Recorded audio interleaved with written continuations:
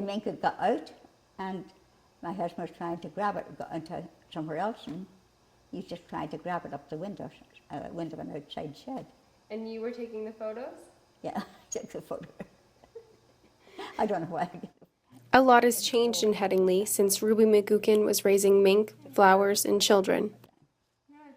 McGuckin and her husband Malcolm bought the property on Empire Street in 1950 for $3,500.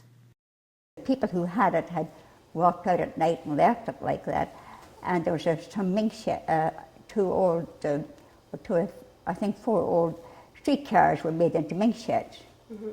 So then we decided we'd buy that little house, buy that property, and we'd move out there. As you know, my husband was always farming, and that was always in his blood, and he decided to do that.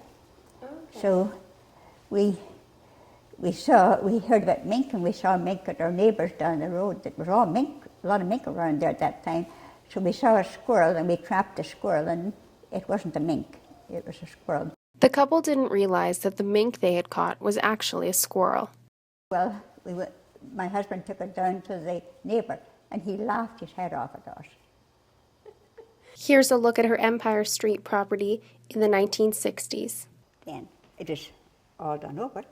And of course, we lived in this house here, a little shack of a place.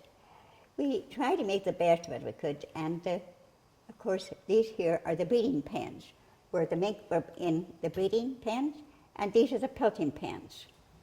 So they stayed here in the winter time, and this is where they're born at, and then we took them out and put them into these different pens. In the 1980s, fur became unfashionable, and people were concerned with animal cruelty and wearing fur. Yes, these were our mink, our pastel mink, and it was better for me to get a jacket because the price was so bad at that time, and that's why I got it. The mink business went bad, and there was no sale for mink, and then we didn't know what to do, so both of us knew how to grow things.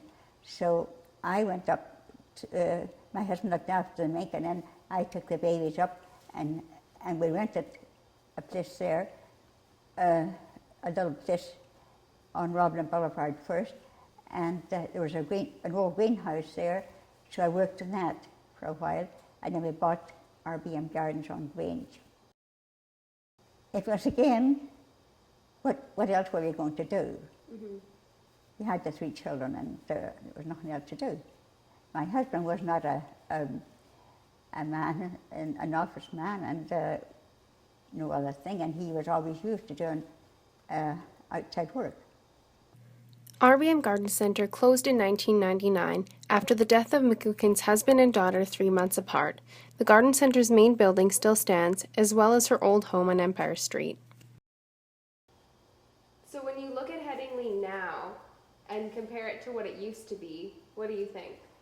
I can't really believe, it's very, very difficult for me to get that through my head. It's the same place. Even down Roblin Boulevard looks altogether different too. Yeah. Is there anything that's kind of similar to what it was?